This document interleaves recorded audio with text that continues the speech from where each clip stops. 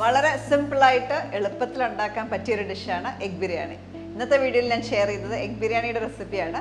ഞാൻ Mahima Simon. Welcome to Mahima's cooking class. നമ്മൾ egg biryani ഉണ്ടാക്കുമ്പോൾ നമ്മൾ റൈസ് സെപ്പറേറ്റ് ആയിട്ട് കുക്ക് ചെയ്യുന്നു, എഗ്ഗിൻ്റെ ഒരു മസാല ഉണ്ടാക്കുന്നു, രണ്ടും കൂടെ അസംബിൾ ചെയ്ത് അത് ദം ചെയ്യുന്നു. അതാണ് പ്രോസസ്സ്. ഫസ്റ്റ് സ്റ്റെപ്പ് എന്ന് പറയുന്നത് റൈസ് കുക്ക് ചെയ്യാം. അപ്പം അതിന് വേണ്ടിയിട്ട്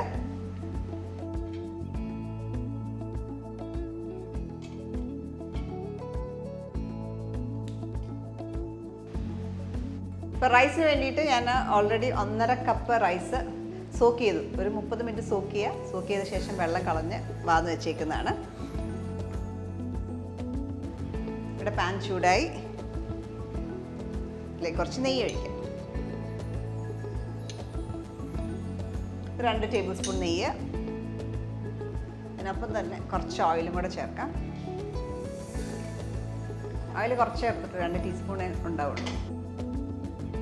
അപ്പം നെയ്യും എണ്ണയും കൂടെ ചൂടാകുമ്പോൾ നമുക്കിനകത്തേക്ക് സ്പൈസസ് ഇടാം.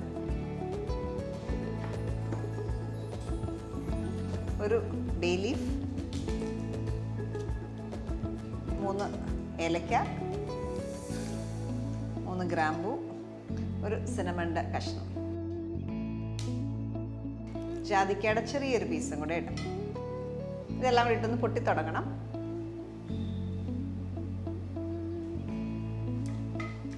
ആ സ്പൈസസ് ഇട്ട് നല്ലൊരു മണം വരുമ്പോൾ നമുക്കിതിനകത്തേക്ക് റൈസ്, ഇവിടെ എടുത്തേക്കുന്ന 1.5 കപ്പ് റൈസാണ്, അതിനകത്തേക്ക് ആഡ് ചെയ്യാം.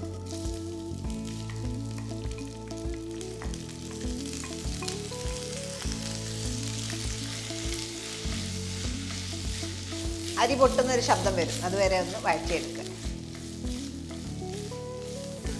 ഇപ്പോൾ അരിയുടെ ടെക്സ്ചറൊക്കെ കണ്ടോ, നന്നായിട്ട് അരി പൊട്ടിയൊക്കെ തുടങ്ങി. ടെക്സ്ചറൊക്കെ നല്ല ഡിഫറെൻറ്റ് ടെക്സ്ചറായി. ഈ ഒരു സമയത്ത് നമുക്ക് ഇതിനകത്തേക്ക് വെള്ളം ചേർക്കാം. വെള്ളം ചേർക്കുമ്പോൾ എപ്പോഴും സെപ്പറേറ്റ് ആയിട്ട് നിങ്ങൾ വെള്ളം ചൂടാക്കുക. ചൂടുവെള്ളം വേണം ഇതിനകത്തേക്ക് ചേർക്കാൻ.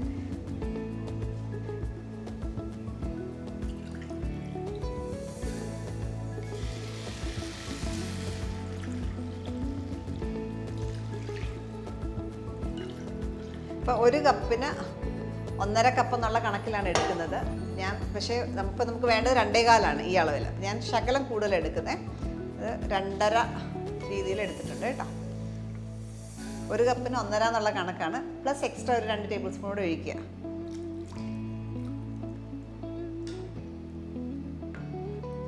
അതിലേക്ക് ആവശ്യത്തിന് ഉപ്പ് ചേർക്കാം.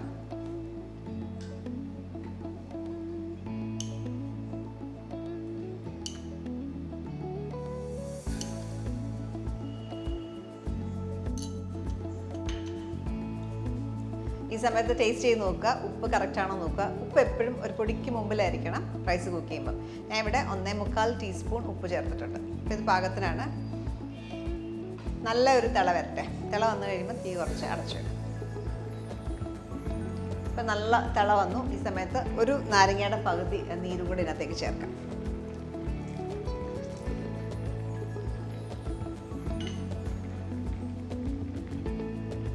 ഇനി ഇത് അടച്ച് ചെറിയ ഫ്ലെയിമിൽ കുക്ക് ചെയ്തെടുക്കാം. അപ്പം തീ കുറച്ച് ഇതൊരു വെള്ളം പറ്റുന്ന വരെ നമ്മൾ കുക്ക് ചെയ്തെടുക്കും. ഞാൻ ഇപ്പുറത്തേക്ക് മാറ്റുകയാണ്.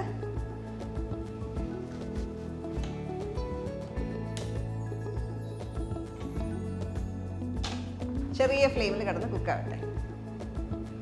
ഈ സമയം കൊണ്ട് നമുക്ക് ഈ ബിരിയാണിക്കുള്ള മസാല ഉണ്ടാക്കണം, എഗ്ഗിനുള്ള മസാല. അപ്പം അതിന് വേണ്ടിയിട്ട് ഈ കടായിലേക്ക് നമുക്ക് കുറച്ച് ഓയിൽ ഒഴിക്കാം. കോക്കനട്ട് ഓയിൽ സൺഫ്ലവർ ഓയിൽ ഉപയോഗിക്കാം. ഞാനിപ്പോൾ ഉപയോഗിക്കുന്നത് സൺഫ്ലവർ ഓയിലാണ്. ഈ എണ്ണയിലേക്ക് നമുക്ക് കുറച്ച് സവോള വഴറ്റിയെടുക്കാം. ഞാൻ 2 മീഡിയം അണിയൻസാണ് ഉപയോഗിച്ചേക്കുന്നത്. ഒന്ന് വഴറ്റിയെടുക്കാം.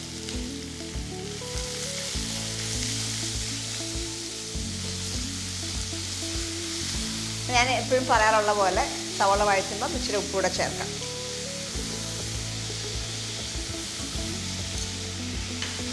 ഒരു ടീസ്പൂൺ ഉപ്പ് കൂടെ ചേർത്തിട്ടുണ്ട്. സവോള നന്നായിട്ട് സോഫ്റ്റ് ആകുന്ന വരെ വഴറ്റിയെടുക്കുക. പണീൻസ് സോഫ്റ്റ് ആക്കിക്കൊണ്ടിരിക്കുന്നു. ഇടയ്ക്ക് റൈസ് എപ്പോഴും ചെക്ക് ചെയ്യുക, ഇളക്കിയും കൊടുക്കുക.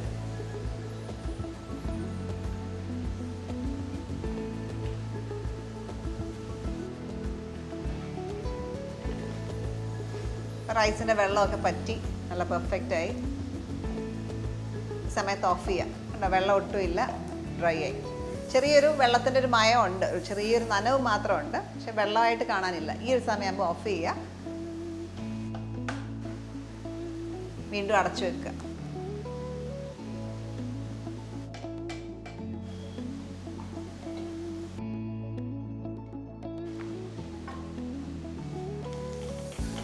ഈ സവാളയൊക്കെ ഓൾമോസ്റ്റ് റെഡിയാണ്. ഈ സമയം നമുക്ക് കുറച്ച് സാധനങ്ങൾ അരച്ചെടുക്കാനായിട്ടുണ്ട്. അരച്ചല്ല, ചതച്ചെടുക്കണ്ടേ. അതിന് വേണ്ടിയിട്ട് നമുക്ക് വേണ്ടത് മുളക്, പച്ചമുളക്. ഒത്തിരി എരിവുള്ള മുളകല്ല യൂസ് ചെയ്യുന്നത്, അധികം എരിവില്ലാത്തതാണ്. അതുകൊണ്ട് ഞാനൊരു 5 എണ്ണം എടുത്തിട്ടുണ്ട്. ചുമന്നുള്ളി ഒരു 8-10 8 to 10. വെളുത്തുള്ളി ഒരു 12 അല്ലി വെളുത്തുള്ളി. ഇഞ്ചി ചെറിയൊരു കഷ്ണം. ഇത്ര ഇൻഗ്രീഡിയൻസ് ഒന്ന് ക്രഷ് ചെയ്തെടുക്കുക. പച്ചമുളക്, വെളുത്തുള്ളി, ഇഞ്ചി, ചുമന്നുള്ളി.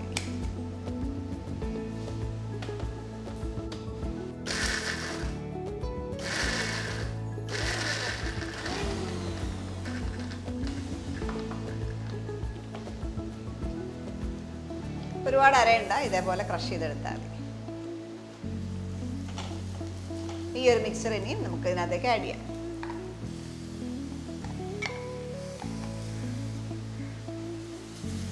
വീണ്ടും ഇത് നന്നായിട്ട് സോട്ട് ചെയ്യുക. വെളുത്തുള്ളിക്കൊക്കെ പച്ചമണം നന്നായിട്ടുണ്ടാവും, അപ്പോൾ അത് പോകുന്ന വരെ കുക്ക് ചെയ്യാം.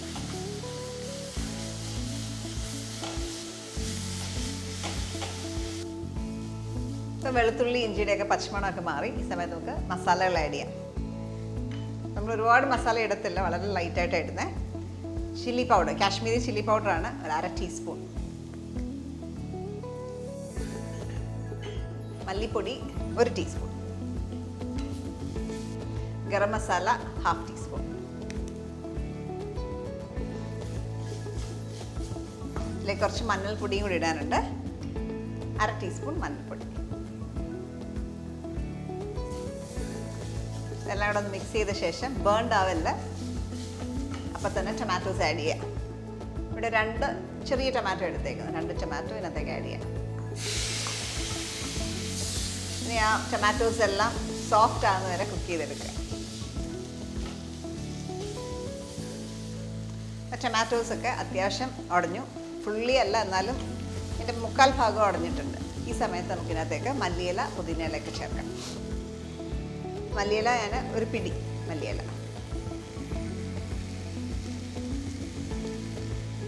പുതിനയില വളരെ കുറച്ച് മതി, ചെറിയൊരു പിടി.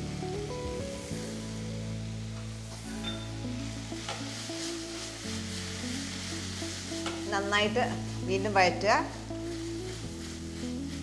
2 മിനിറ്റും കൂടെ ഒന്ന് വഴറ്റിയെടുക്കുക. ഇത് റെഡിയായി. ടൊമാറ്റോസൊക്കെ കണ്ട ഫുള്ളായിട്ട് ഉടഞ്ഞു. ഇനി നമുക്കിതൊരു ചെറിയ തിക്ക് ഗ്രേവി ആക്കി എടുക്കണം. അതിന് വേണ്ടിയിട്ട് കുറച്ച് വെള്ളം ചേർക്കണം.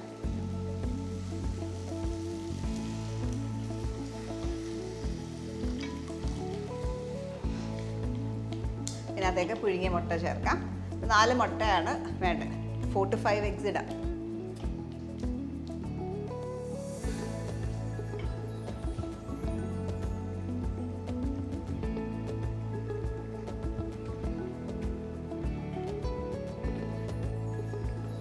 ഇങ്ങനെ തന്നെ നിങ്ങൾക്ക് ഒരു ഗ്രേവി ആയിട്ട് വേണമെങ്കിൽ യൂസ് ചെയ്യാം. ചപ്പാത്തിക്കൊക്കെ ഒരു കറി പോലെ വേണം യൂസ് ചെയ്യാം.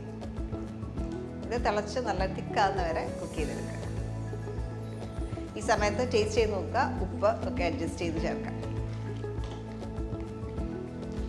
മസാലയൊക്കെ നല്ല തിക്കായി, ഗ്രേവി എല്ലാം പറ്റി.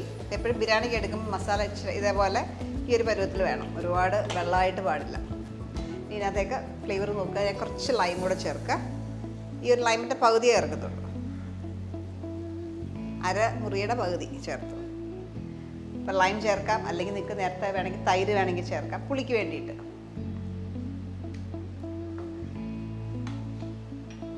ഒരു നുള്ള് പെപ്പർ പൗഡർ കൂടെ ഇട്ടു. നമ്മുടെ മസാലയും റെഡിയായി. അപ്പോൾ ഈ മസാലയിലേക്ക് ഫ്രൈഡ് അണിയൻസ് ഉണ്ടെങ്കിൽ കുറച്ച് ചേർത്ത ഒന്നുകൂടെ ഒരു ആഡഡ് ഫ്ലേവറാണ്. നമ്മൾ റൈസിനകത്ത് ഇടാനായിട്ട് ഞാൻ കുറച്ച് ഉള്ളി വറുത്ത് വെച്ചിട്ടുണ്ട്, അതിൽ നിന്ന് ശകലം, മേ ബി 2 ടേബിൾ സ്പൂണിനകത്തേക്ക് ചേർക്കാം.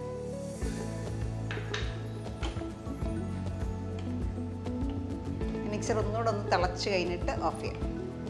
എഗ് മസാല ഫ്രൈഡ് അണിയൻസ് കൂടെ ചേർത്തൊന്ന് മിക്സ് ചെയ്തു. ഇത് റെഡിയായി, ഓഫ് ചെയ്തു. ഇനിയും നമ്മൾ ഓൾറെഡി റൈസ് കുക്ക് ചെയ്ത് വെച്ചിട്ടുണ്ടല്ലോ, ആ റൈസിൽ നിന്ന് കുറച്ചെടുത്ത് മാറ്റാം. ഇത് സെയിം പാനിൽ തന്നെ നമ്മൾ ദം ചെയ്യാനായിട്ട് പോകുന്നത്. എപ്പോഴും സ്പൈസസ് നമ്മൾ ഉപയോഗിച്ച് എല്ലാം എടുത്ത് റിമൂവ് ചെയ്യുക. സ്പൈസസ് കടിക്കുന്നവരാരും ചെയ്യുക.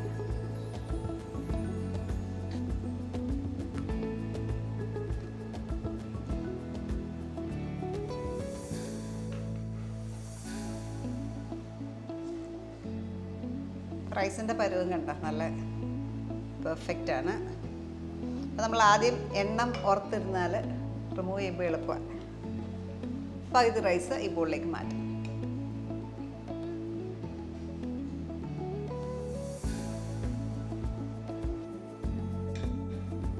അപ്പോൾ ഇതിനകത്തുള്ള ഹാഫ് ചോറ് ഞാൻ ഇവിടെ ആയിട്ട് മാറ്റുകയാണ്.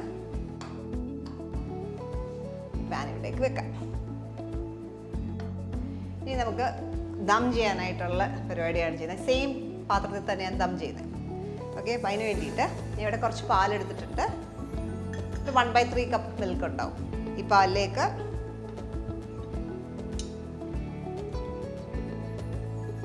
രണ്ട് ടേബിൾ സ്പൂൺ നെയ്യ്, 1 ടീസ്പൂൺ റോസ് വാട്ടർ, നിറത്തിന് വേണ്ടിയിട്ട് അങ്ങനെ കുറച്ച് മഞ്ഞൾപ്പൊടിയും കൂടെ ചേർക്കാം. ഒരു പിഞ്ച് മഞ്ഞൾപ്പൊടി കൂടെ ചേർക്കും. ഈ ചോറിൻ്റെ ലെയറിലേക്ക് ഇത് കുറച്ച് ആദ്യം ആഡ് ചെയ്യാം.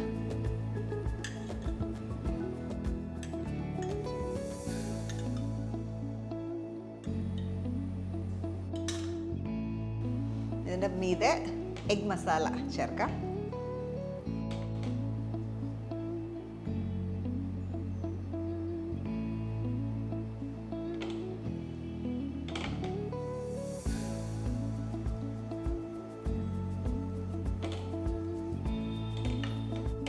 ഈ അരപ്പൊന്ന് സ്പ്രെഡ് ചെയ്ത് എല്ലായിടത്തും ആവുന്ന പോലെ ആക്കുക. നമ്മൾ ചോറ് എവിടെ നിന്ന് എടുത്താലും ഇച്ചിരി അരപ്പ് കിട്ടണം, അതിന് വേണ്ടിയിട്ടാണ്.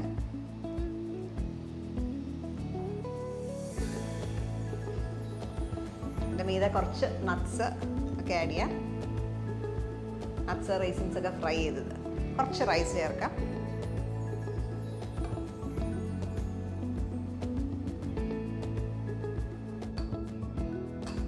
കുറച്ച് ഫ്രൈഡ് ഓണിയൻസ്,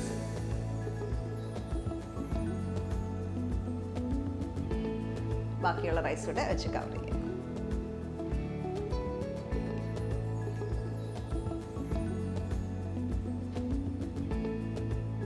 ഈ ബാക്കിയുള്ള പാല് ഡ്രിസിൽ ചെയ്യാം. ഈ പാല് ചേർക്കുമ്പോൾ നമുക്ക് ആ ഫ്ലേവറും കിട്ടും, കൂടാതെ ചെറിയൊരു യെല്ലോ ടിൻറ്റും കിട്ടും മഞ്ഞളിൻ്റെ. ഇതിനെ അടച്ചു വെക്കാം. അടച്ചു വെച്ച ശേഷം നമുക്കൊരു ദോശക്കല്ല് ചൂടാക്കി അതിൻ്റെ പുറത്ത് വെച്ച് ഒരു 15 മിനിറ്റ് ലോ ഫ്ലെയിമിലിട്ട് കുക്ക് ചെയ്തെടുക്കാം. അപ്പം എപ്പോഴും വെക്കുമ്പോൾ പഴയ ദോശക്കല്ല് വെക്കുക. ഈ ദോശക്കല്ല് വെച്ച് ഹൈ ഫ്ലെയിമിൽ ഒരു 5 മിനിറ്റ് ചൂടാക്കുക. ചൂടാക്കിയ ശേഷം വേണം തീ കുറച്ചിട്ട് ഇതങ്ങോട്ട് വെച്ച് ഒരു 15 മിനിറ്റ് ലോ ഫ്ലെയിമിലിട്ട് കുക്ക് ചെയ്തെടുക്കുക. അപ്പോൾ കല്ല് നല്ലതായിട്ട് ചൂടായി. തീ കുറച്ച് 15 മിനിറ്റ് ദം ചെയ്തെടുക്കുക. 15 മിനിറ്റോളം ചെറിയ ഫ്ലെയിമിൽ കുക്ക് ചെയ്യുമായിരുന്നു, ദം ചെയ്തെടുക്കുമായിരുന്നു. നന്നായിട്ട് ആവിയൊക്കെ വന്നു. ഓഫ് ചെയ്യാം. ഇനി നമുക്ക് സെർവിങ് ബോളിലേക്ക് മാറ്റാം. അപ്പോൾ തന്നെ നല്ല ബിരിയാണിയുടെ മണമാണ് ഇവിടെ.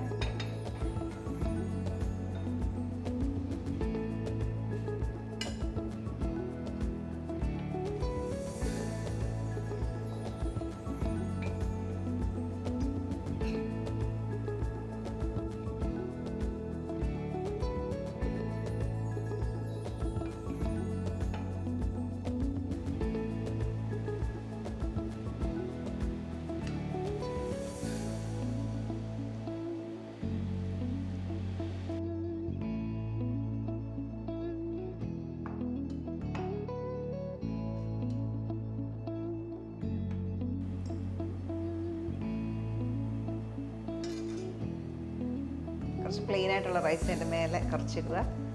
മസാല ഇല്ലാത്ത റൈസ്. ഈ സിമ്പിൾ ആൻഡ് ടേസ്റ്റി ബിരിയാണി റെഡിയാണ്. ഇത് നമുക്ക് ഫൈനൽ ഗാർണിഷിന് വേണ്ടിയിട്ട് ഇതിനകത്തേക്ക് നമുക്ക് കുറച്ച് ഫ്രൈഡ് അണിയൻസ് എപ്പോഴും നല്ല ഒരു രുചി കൊടുക്കും ബിരിയാണിക്ക്.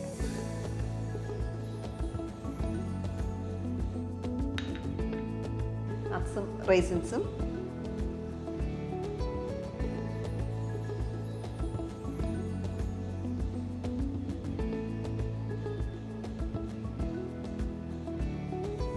നമ്മുടെ ഈ ബിരിയാണി വളരെ സിമ്പിളാണ്, നല്ല ടേസ്റ്റിയാണ്, വളരെ ഒത്തിരി മസാലകളൊന്നും ഇല്ലാതെ നല്ല മൈൽഡ് ഫ്ലേവർ ആയിട്ടുള്ളൊരു ബിരിയാണി. അപ്പം എല്ലാ ആൾക്കാർക്കും, എല്ലാ ഏജുകാർക്കും ഇഷ്ടപ്പെടുന്ന ഒരു ടൈപ്പ് ബിരിയാണിയാണിത്.